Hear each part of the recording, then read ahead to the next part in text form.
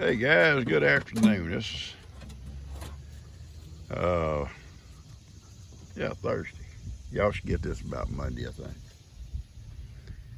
You can see the grass is really dying back here in the back pasture.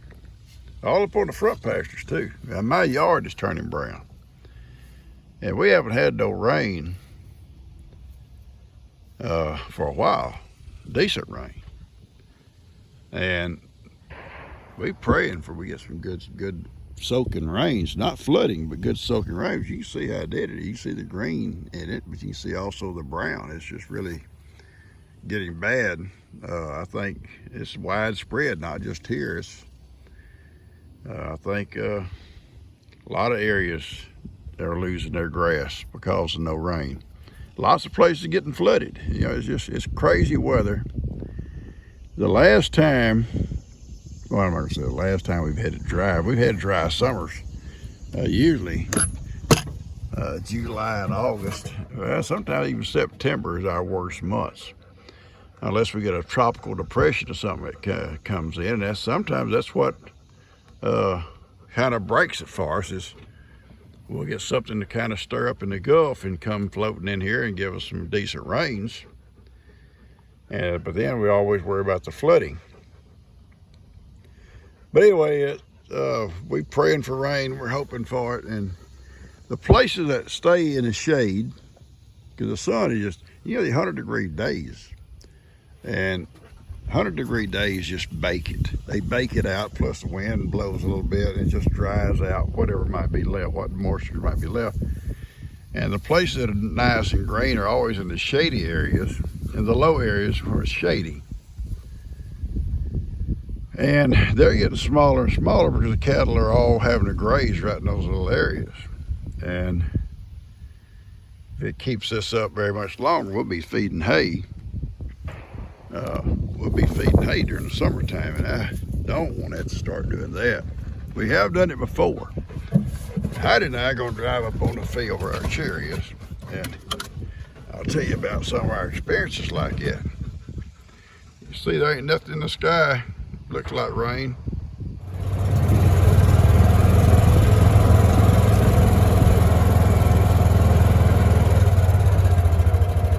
Come on, get on here.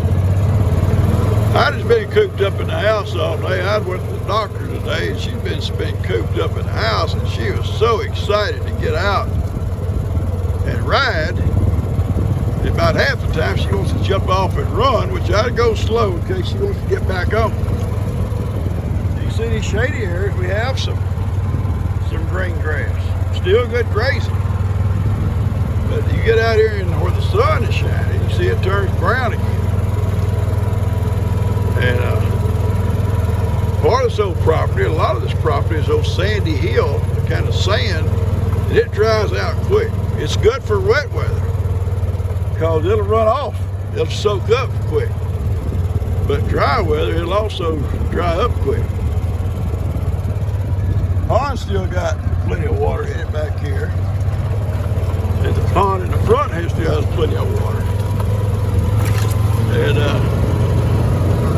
I can the biggest time I can remember it not being that way was the last time that all the ponds dried up was in 2011. And all the ponds dried completely up.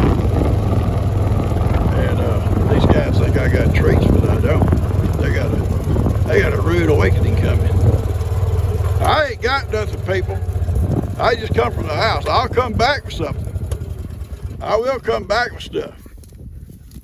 But I ain't got nothing right now. You see how brown it is out across here. And if you'll notice, these cows kind of hanging pretty close to shade. It's still hot. Hey, big boy. I know Pawpaw supposed to bring stuff every trip. One lady got on to me for giving them cookies. You can't give them cookies. Well, I can't help it. These guys don't get that many cookies, but they've had cookies all their life. Had you? Yeah, Princess says, yeah, we have. Hop down. Don't seem to be hurting them. I'm not being ugly, and I'm not being, sarcastic or nothing, but I don't give them cookies, a lot of cookies. I do give them cookies. I give them cookies every day. And if it's not cookies, it's some kind of livestock treat. So, anyway, we're gonna get off here for a minute. In 2011, we went through a dry spring, dry summer. The winter was dry. Very little rain. Cold, but not a lot of rain. Most of our normal winters, we have lots of cold, rainy days. 2011 was just the opposite. And the grass never really got going good. I was moving cows around from pasture to pasture trying to find green grass. I leased a pasture in Cleveland long enough to take some cows up there for a while. So they'd have grass. Look at this guy. Y'all better not mess with me. Don't mess with me. I'm Ivan. I'm my papa's boy. Yes, you are. You are my boy. Yes, you are.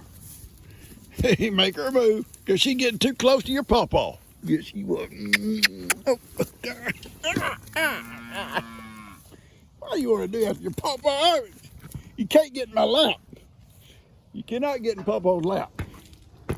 Okay? My goodness. That's ridiculous, Ivan. I'm serious, son. You're too big for this stuff. When you were little, it was okay. But look at you now. Look at you now. I don't know why he does. No, you're not going to do that. Don't. Ivan, you cannot untie my shoestrings. What is wrong, baby? Pull my shoestring off. Pull my shoe off. Now, you got to leave Papa alone for a few minutes, okay? I'm telling a story. Anyway, 2011. I'm serious, Ivan. I'm serious.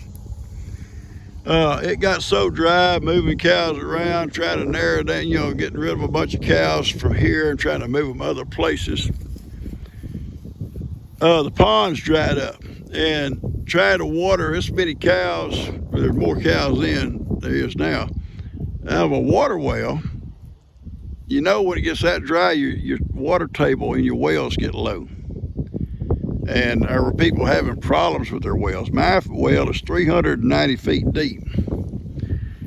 And the water table starts to drop down, and people was having problems. Your wells would run out of water overnight and stuff like that. The next day it'd fill back up or whatever. It took water to run in. Well, I didn't want that problem, so Kim and I, everybody's working.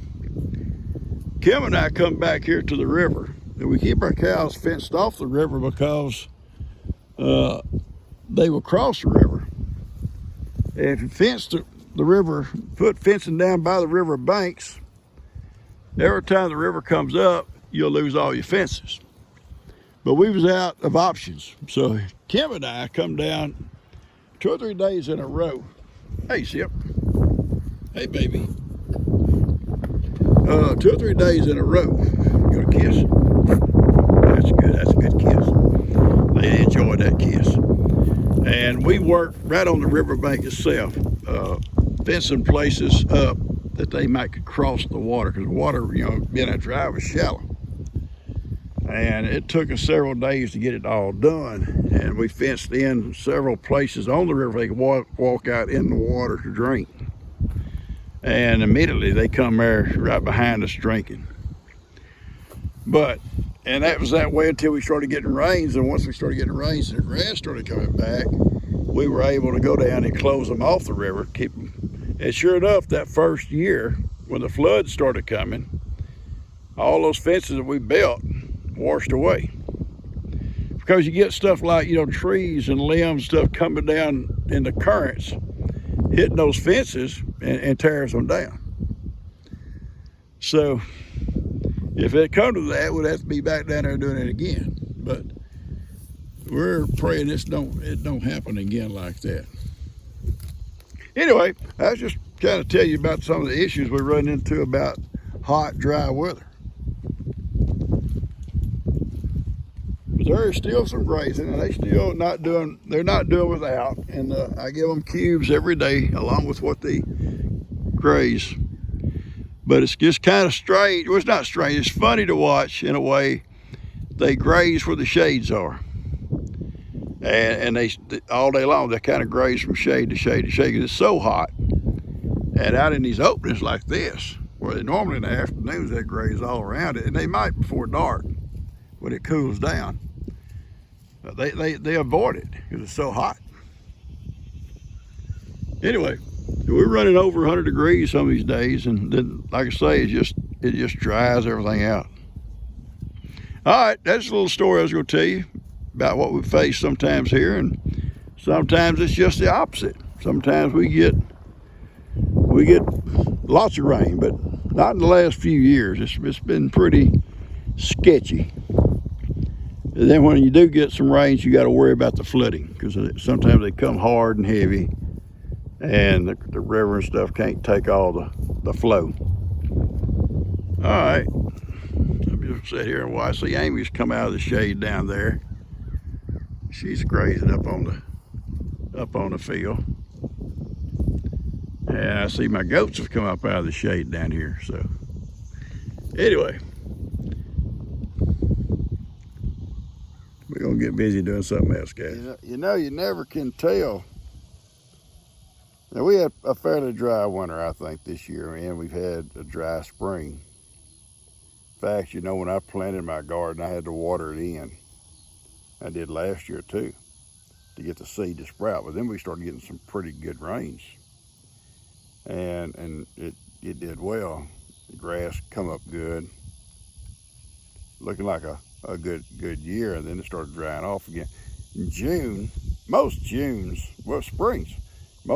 we get quite a bit of rain. You know, the old saying, you know, the April showers bring Mayflowers, stuff like that, and it's true. We'd get those April showers, and we'd get the May rains, and we'd get June's usually was a fairly wet month. This June, I don't know if we got any rain at all this June. I remember one year, my brother and I was baling hay several years ago, and we was baling hay together. We always baled hay together. And I was going to go up and mow a field we had that we would bale. We had several fields, and we split the cost on the fields, and we split the hay on the fields. You know, if one field give you 300 or 400 bales of hay, we split it down the middle. He could keep his, or he could sell it, or I could do the same with my half. But each field we did that with. This one field I went up to, and we usually got about 500 square bales. We're talking square bales on this field. Good field. That stuff was thick and deep. And the plan was for me to go up a certain day, and I was going to mow it. And I took the tractor mower stuff and loaded it all up, went up, and then I dropped it all off, and I started mowing. Toward the evening, I could see some dark clouds back off in the southeast. The weather had not showed anything out of the ordinary. You get a shower sometimes. I cut that grass down, guys. Beautiful hay, beautiful. And that night, it started raining. Now, rain on green hay is okay if it'll just rain and go away, because you can come back, you know, a day or so later. You can take your rake and rake it all up and start flip it over so it'll dry, and a day or two you can bale it. It rained for 10 days. Not a lot, but enough to keep that hay wet. And every day that hay got darker and darker and darker, losing every day it lost more of its nutrient value. And finally, at the end of 10 days, when the weather cleared, the hay was actually ruined. It was just no good. It was almost black. Cows wasn't going to eat it, but you couldn't leave it in that hay, in that grass. That grass, ewe grass, was growing up through it. It would really give you a problem when you come back to bale again, because we always got at least two cuttings, two balings. So we had to go up, just like it's going to bale hay to keep, rake it up out of that tall grass that was growing, and bale it. Rake it and bale it. And you have these old black bales all over that field. No good for nothing. Literally, no good for nothing. Nothing gonna eat them. So we moved them, brought them home, and just stacked it up out of the way and used them for smoke or whatever. You know, sometimes in August or, you know, September, horse flies would get bad. And in the evenings, you go out and sit with them old things on fire, and it'd smoke all night. It'd smoke this whole field up, you know. And them cows just love that smoke. They just walk around in it, and nothing would bite them, nothing would bother them. And that's how we had to use that stuff up. It was a mess. So some years, you know, you get the rain, and some years you don't. This year we haven't got it yet, and I'm hoping we're gonna get some.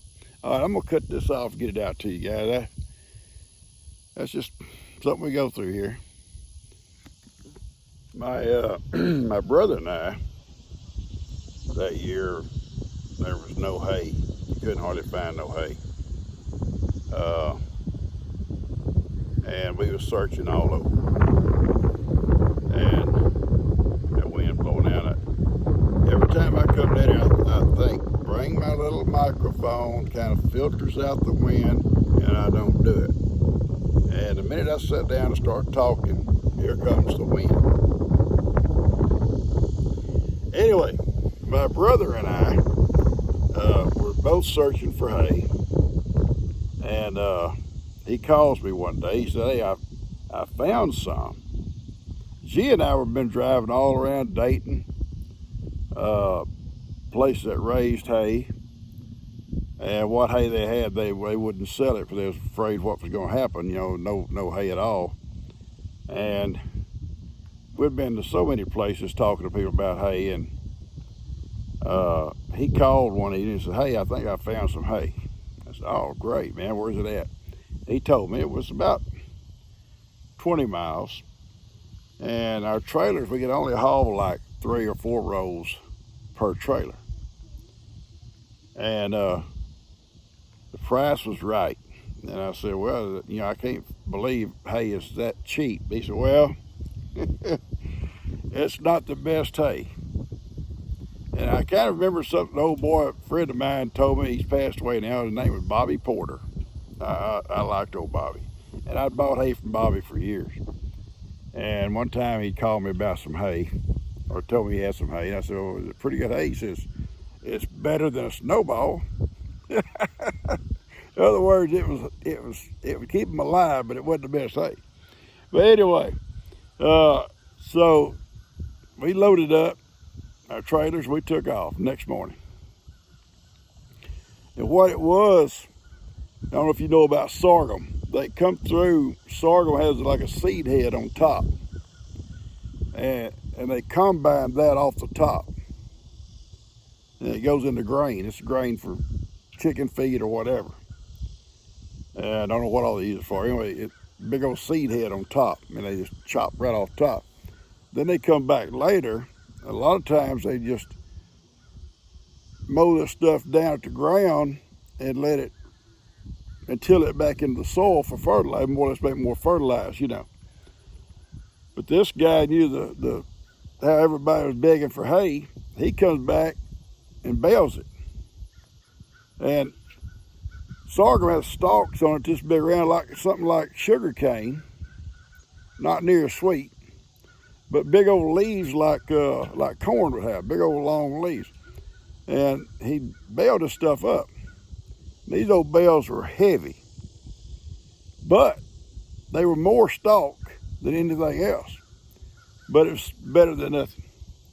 So we bought it. He bought, I forget how many bales he got, and we split it. And I'd take a bale out there and set it down to more cows, and they'd just dig through it trying to find the leaves. They couldn't hardly eat the stalks. They were so big. But you see an old cow out there, she'd have no stalk, just shaking it, trying to get something out of it. But it kept them alive. It gave them something to eat. Plus it was feeding calves. So they never went without a meal. But that was the worst summer we had. in trying to find hay and feed our cows.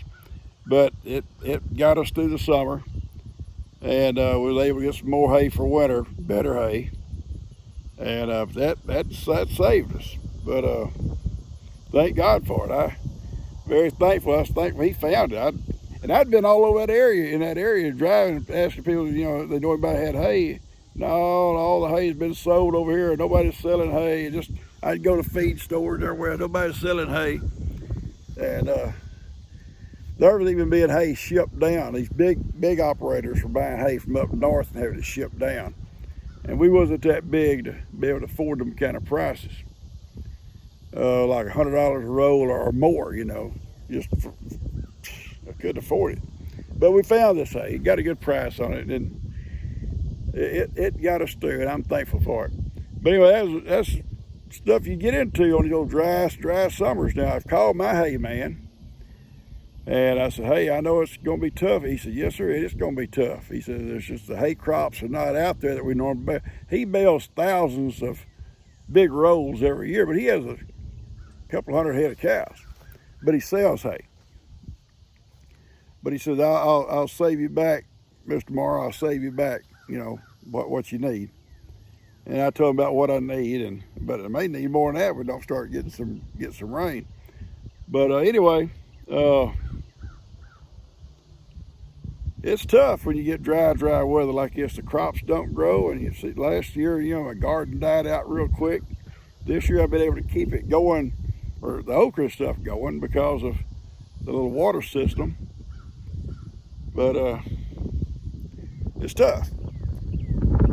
Guys, it's tough. Anyway, I just wanted y'all to know that about what we're going through right now. It hasn't got severe. We still got grazing here. And just pray we get some good soaking rains, and not too much. We don't know floods. I love you guys. Y'all hope you enjoy this.